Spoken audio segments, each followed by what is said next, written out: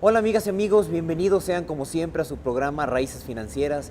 Y en esta ocasión tenemos la fortuna de tener una persona, una personalidad, un amigo además personalmente de su servidor y de su casa Raíces Financieras, que es el licenciado, el doctor José Fernández de Ceballos y Torres, una persona que tiene una serie de estudios sumamente interesantes, sobre todo en materia de prevención del lavado de dinero y anticorrupción.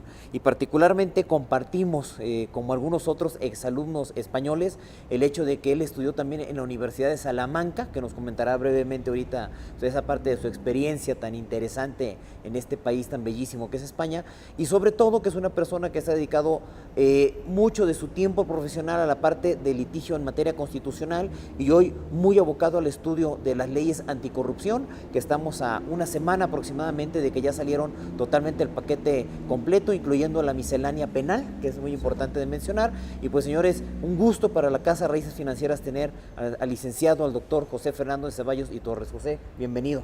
Osvaldo, con el gusto de saludarte y saludando también a todo el amable auditorio que nos sintoniza. Un gusto estar contigo. Gracias, José. Pues empecemos porque sabemos que aquí José es una persona muy ocupada y nos gustaría que empezaras por aclarar, no tanto aclarar, por clarificar un poco el tema de corrupción. ¿Por qué? Porque pues por ahí hay una cámara que hizo mucho puje con el tema de la ley 3 de 3 famosa.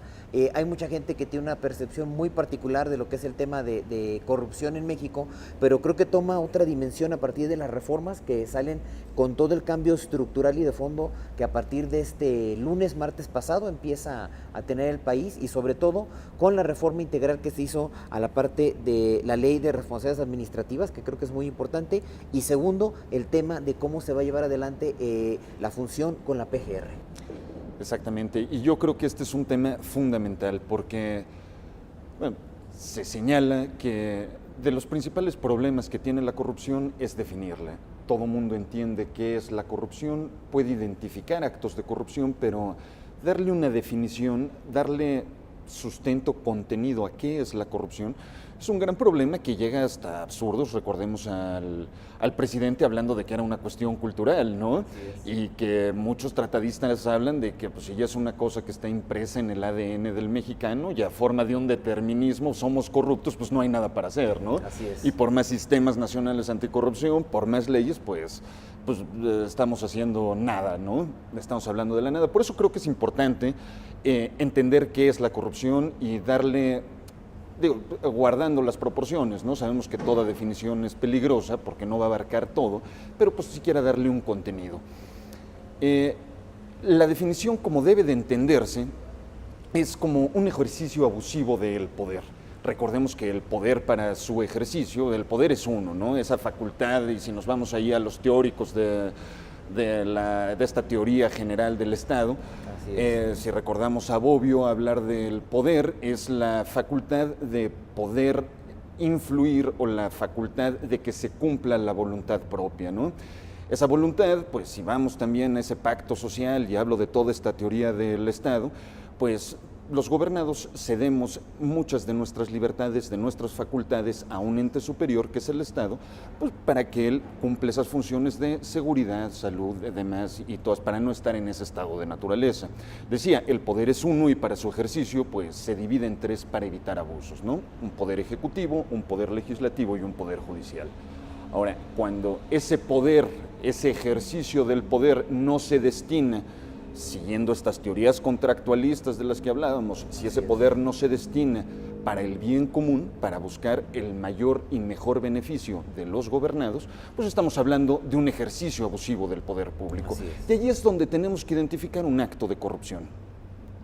Desde luego esto tiene implicaciones no nada más jurídicas, ¿no? O sea, tiene implicaciones políticas, tiene implicaciones económicas y es de la forma en la que se debe de estudiar la corrupción como fenómeno, digamos, multidisciplinario, pues para efecto de poder darle una solución adecuada. Entonces, siendo puntuales, yo entendería la corrupción, por lo menos la que se estructura pública, la corrupción pública, como un ejercicio abusivo de ese poder del Estado. Oye, José, abusando ahorita un poco de tu presencia, me gustaría saber tu opinión con tu experiencia de estos estudios de doctorado y de especialidad en España. ¿Cómo notas tú esta situación que nos va a hablar también a continuación de la ley de 3 de 3 y toda esta miscelánea anticorrupción que se acaba de publicar en México ¿Cómo estamos a diferencia de España? ¿Mejor, peor, a la par? ¿Vamos más arriba? ¿Cuál es tu percepción en este momento en base a esos estudios y tu experiencia personal? Bueno, hablando de esos estudios en España y luego en la Universidad de Salamanca, pues a reserva de que es una gran ciudad que me acogió y que le tengo muchísimo cariño, siempre he considerado que el estudio comparado de cualquier figura jurídica pues es en extremo enriquecedor. Y aquí quisiera hacer un comentario. El otro día, dando una conferencia, me decían, es que ahora vemos que hay más corrupción que antes. Antes esto no existía. Yo creo que sí existía, pero no se conocía, ¿no? Claro. Aquí hay que ver todo, no sé, los medios masivos de comunicación, las redes sociales, demás, que permiten conocer, pues, en tiempo real actos de corrupción, ¿no? Exactamente. Y bueno, desgraciadamente, muy lamentablemente en México, la situación en el país es alarmante. Si yo comparo esta situación como casos, por ejemplo, el caso concreto del que hablamos, el español, o si lo llevamos a más, ¿no? Cuando dicen, es que los países nórdicos no tienen corrupción, claro que la tienen, pero a menor nivel, ¿no? En España, pues vemos también casos pues, gravísimos, ¿no? Como recordemos el caso ese Gürtel, ¿no? En el Ayuntamiento de Cataluña, ¿no? Donde estaban fiscalizando y sancionando, pues, porque sobornaron con unos trajes y con unos cinturones a un gobernante, ¿no? O está la empresa Estanos, ¿no? Donde el esposo de la infanta, Urdangarín, también, o sea, a grado tal de que si por tradición en España ha sido inviolable, digamos, la monarquía. Digo, desde siempre la figura del rey, ¿no? Pero pues nadie se mete con la monarquía. A este punto yo creo que, y por eso hablaba de que se conozca la corrupción, de que se transparenten hechos de corrupción, pues casos concretos como el español, pues han sancionado e incluso han sentado a declarar y se ha judicializado a una infanta, ¿no? Que digamos es la realeza, una figura que no tiene... Bueno, independientemente de que uno sea monárquico o no, pues son figuras que tienen cierta inmunidad, digamos, ¿no? Ahora, si lo veo en ese sentido, cuando comparamos esa forma de persecución de la corrupción en un país como España y vemos aquí escándalos tan lamentables como el de la Casa Blanca, que ha acabado en el circo que hemos visto, que con lágrimas ha pedido perdón el presidente, precisamente en la promulgación de las leyes que hacen operativo el Sistema Nacional Anticorrupción, pues sí veo una disparidad gigantesca, ¿no? Sí veo una forma decidida de combatir a la corrupción, aunque no haya tenido el resultado, pero acá vemos un show, ¿no? Un teatro donde no se obtienen los resultados que se esperan. Y el sabor de boca, estarás de acuerdo conmigo, porque en un principio pues sacan a la primera dama a dar una respuesta ante la circunstancia de investigación de Aristegui y otras gentes, y al final del día salen y dicen, pues, perdón, entonces ¿dónde queda? No hay coherencia, ¿no? Exactamente. Completamente incoherente, ¿no? O sea, si no hice nada, ¿por qué pido perdón? Es por correcto. Un error que cometí, un error del cual no era responsable, no conocía, pero además aclaro que la casa ya se regresó y mientras tanto el que era secretario de la Función Pública, Virgilio Andrade, una figura puesta ahí para un personaje, tienes la indicación de analizar, determinar si existió o no un conflicto de intereses, resuelve que no existió un conflicto de intereses, después renuncia, o sea, un mero circo, ¿no? O sea, un mero teatro donde no se... Lamentable. Vamos al primer corte, pues sí regresamos.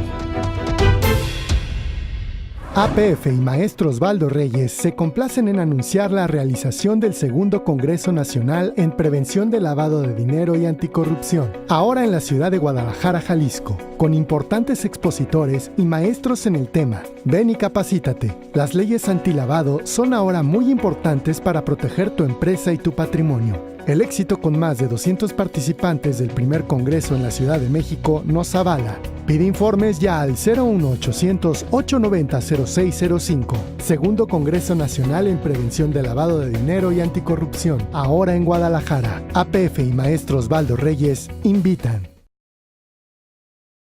Bueno, amigas y amigos, seguimos en este su programa Raíces Financieras con un invitado de lujo, de primer nivel, una persona que además de que ya dijimos que es doctor especializado en el tema materia constitucional, pero también ahora con el tema de prevención de lavado de dinero y anticorrupción, y además es tratadista, tiene escritas algunas obras aquí el doctor José Fernando Ceballos y Torres, y me gustaría saber tu opinión, José, respecto del costo para el país en el tema de corrupción. ¿Qué números, qué nos pudieras compartir de este tema? Bueno, la situación es nada favorable, de hecho es una situación gravísima la que vivimos en el país.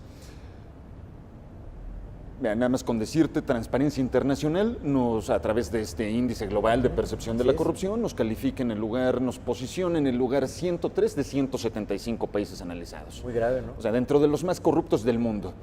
La OEA nos califica como el país más corrupto de la región, o sea, así de plano. Así. Y bueno, lo lamentable de esto es que no nada más son números, ¿no? Lo lamentable de esto es lo que dices, o sea, esos costos de la corrupción, ¿qué nos representa? Porque no es ocupar un lugar nada más. Eso nos representa, según estudios ahora de Transparencia Mexicana, que por lo menos en lo económico se destinan cerca de 740,000 millones de pesos al año para cubrir costos de corrupción. Increíble. Para que entendamos la magnitud de este problema, es casi la suma del presupuesto de egresos que se asigna a educación y a salud. Lo que se asigna a educación y a salud, la sumatoria de ese presupuesto es el costo de la corrupción en México. Con datos gravísimos, porque lamentablemente las personas, las familias menos favorecidas económicamente son las que más perjudicadas se ven.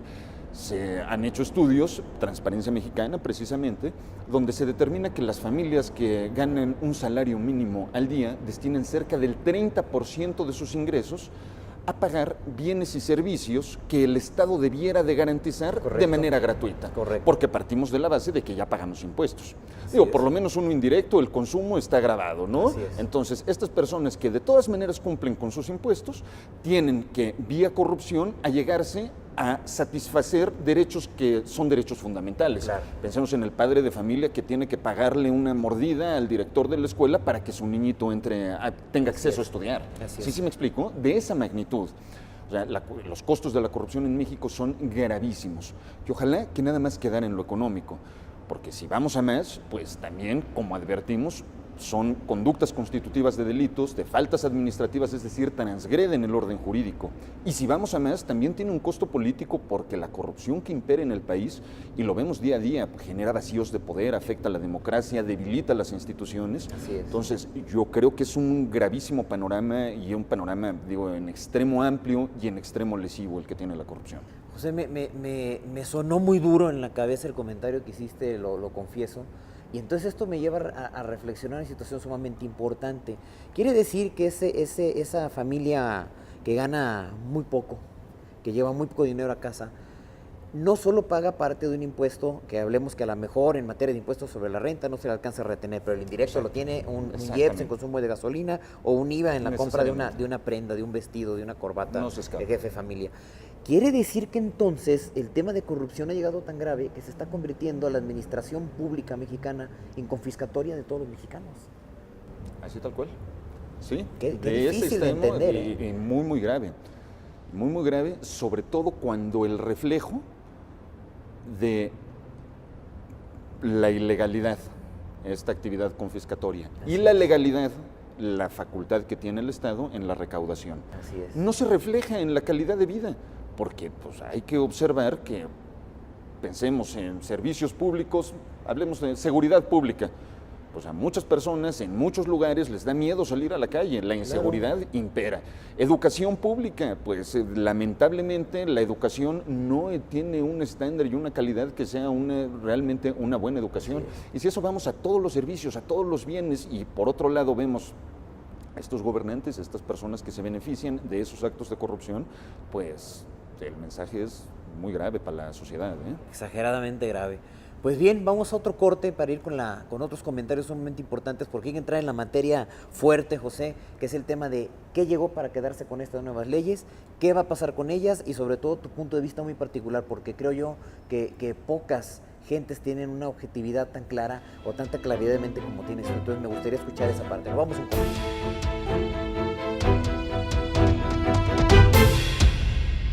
APF y maestro Osvaldo Reyes se complacen en anunciar la realización del segundo Congreso Nacional en Prevención de Lavado de Dinero y Anticorrupción, ahora en la ciudad de Guadalajara, Jalisco, con importantes expositores y maestros en el tema. Ven y capacítate. Las leyes antilavado son ahora muy importantes para proteger tu empresa y tu patrimonio. El éxito con más de 200 participantes del primer congreso en la Ciudad de México nos avala. Pide informes ya al 01800 890 0605. Segundo Congreso Nacional en Prevención de Lavado de Dinero y Anticorrupción. Ahora en Guadalajara. APF y Maestros Osvaldo Reyes invitan.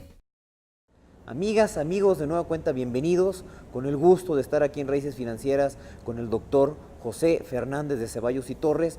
Y nos gustaría, mi estimado José, que nos ampliaras ahora sí el tema, bueno, el que va a doler definitivamente. ¿Por qué? Porque ya entra el paquete completamente del Código Nacional de Procedimientos Penales, el Código Penal Federal, la Ley de Sanciones Administrativas, la parte de las modificaciones al propio Tribunal Federal de Justicia Fiscal Administrativa, que ahora cambia otra denominación. Y ahora sí viene lo bueno, incluso si nos puedes, si nos alcanza el tiempo, que nos llegaras a comentar qué crees que vaya a pasar con estas salas que van a quedar especializadas en materia de corrupción, porque eso es lo importante de todo lo que vivimos en los meses anteriores, ¿no? Claro. Pues bueno, de esta gravísima situación en la que vivimos con la corrupción, hay que recordar que a partir de esta reforma constitucional del 27 de mayo de 2015 se crea el Sistema Nacional Anticorrupción. Obvio, como toda institución y más de carácter constitucional, pues tendrá que tener un paquete de leyes secundarias que la haga operativa, ¿no? Y es hasta el pasado 18 de julio donde el presidente de la República promulga ya esas leyes secundarias. Que, bueno, aquí hay que aclarar, ¿no? En su momento el propio Congreso se dio el plazo de un año, es decir, al 28 de mayo de 2016. Que era en sábado, por cierto. Exactamente, y pues obviamente no cumplió con ese plazo, ¿no? Y como paréntesis, si recordamos, nomás como nota, no querían hacerlo, o sea, hubo que hacer un forcejeo para que lograran sacarlo al final. Un forcejeo serio, ¿no? Muy serio. Como todo, ¿no? O sea, un forcejeo serio y sobre todo por el periodo electoral que tenían ahí en puerta. Y entonces, que es una cosa que me parece gravísima, ¿no? Que dejar el combate a la corrupción o frenar el combate a la corrupción por falta de acuerdo político, pues eso ya propiamente, a mi modo de ver, es un acto de corrupción. Y por eso la idea de identificar que un abuso del poder, ¿no? Un abuso del poder legislativo, pretendiendo proteger sus intereses partidistas, pues tiene que ser necesariamente un acto de corrupción, ¿no? Desgraciadamente no sancionado en las leyes penales y administrativas que debiera de estar sancionado. Pero bueno, ya hablaremos sobre eso. Ese Sistema Nacional Anticorrupción hay que entender que es un organismo coordinador entre la Federación, Estados y municipios, entre todos los órganos de gobierno, federales y locales, y los diversos poderes, también federales y locales, para prevenir, identificar, sancionar y combatir en todos los rubros a la corrupción. Este órgano colegiado se compondrá pues, por el titular del Tribunal Federal de Justicia Administrativa, que es el nuevo nombre del tribunal, aunque sigue teniendo obviamente facultades fiscales, desde luego. Correcto. El titular de la ya extinta Secretaría de la Función Pública, ahora órgano interno de control dependiente del Ejecutivo Federal. El titular del órgano de transparencia, del INAI. El titular de la Auditoría Superior de la Federación, que es fundamental, y aquí es importante destacar porque estas autoridades cumplen una función propiamente de sanción administrativa, pero ahorita profundizo en eso. También acabo de hablar de las autoridades que forman el Sistema Nacional Anticorrupción. Estará el fiscal anticorrupción, un miembro del Comité de Participación Ciudadana y un representante del Consejo de la Judicatura Federal.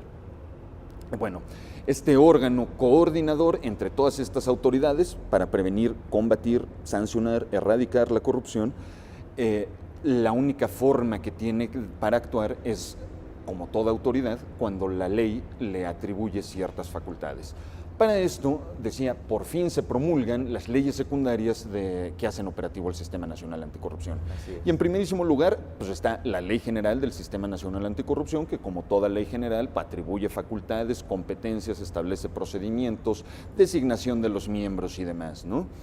En segundo lugar está la Ley Orgánica del Tribunal Federal de Justicia Administrativa, que aquí es importante destacar la labor del tribunal. El tribunal, en última instancia, va a judicializar las faltas administrativas graves. Bueno, me voy un poco del tema y ahorita regreso con las leyes. Hay que entender que la forma de combate a la corrupción es a través de dos vías. tanto la responsabilidad administrativa como la responsabilidad penal. Para la responsabilidad administrativa, ya sea la Auditoría Superior de la Federación, el órgano interno de control dependiente del Ejecutivo Federal y el Tribunal Federal de Justicia Administrativa serán los encargados de determinar sanciones y el Tribunal de judicializarlas y aplicarlas. Correcto. Y en la vía penal, pues estará la Fiscalía Anticorrupción, más la miscelánea esta penal, donde ahora también se reforma el Código Penal para incluir delitos de corrupción, ¿no? Correcto. Pero volvamos a las leyes estas que se publicaron. Está la Ley de Responsabilidades Administrativas, la famosa Ley 3 de 3, Correcto. que yo insisto, por más que me digan que pues se protege el derecho a la intimidad y que si un funcionario pretende que no se conozca, yo creo que hay que atender a la exigencia de la población y si la sociedad civil, porque recordemos que así nace la Ley 3 de 3 como una iniciativa ciudadana, donde se cumplen bueno, de hecho se excede, ¿no?, del 0.13% de la lista nominal de electores que señala el 71 constitucional. Se llega a 634,000 firmas de ciudadanos que consideramos de tu servidor público transparente. ¿Qué es lo que tienes? Hazme saber si pagas impuestos y dime, según tu ocupación, según tu función, si tienes un conflicto entre tus intereses personales con el interés público que debes de representar. Yo creo que es una exigencia de todos. Desde luego es problemática la seguridad que existe en el país, pero pues es una tarea fundamental del Estado garantizar esa seguridad. Entonces vamos atacando todos los problemas y no como pretendieron hacerlo, ¿no? Yo, servidor público, no transparento nada de esto, pero todo aquel empresario, becario, pensionado del gobierno federal, todo aquel que ejerza gasto público, ustedes sí hagan esa declaración 3 de 3 a ver si les gusta, ¿no? No creo que sea el sentido, pero bueno, hay que recordar también, y quisiera ser puntual en eso, que esta Ley de Responsabilidades Administrativas es un buen avance. O sea, no es nada más las declaraciones estas 3 de 3, sino que también establece sanciones administrativas graves, nuevas sanciones que no se contemplaban en México, se regula hasta el nepotismo, imaginemos, ¿no? Que también es una figura pues, de lo más usual que pues, no tiene sanción en la mayoría de las veces. Y ahora, yo creo que se da todos los días.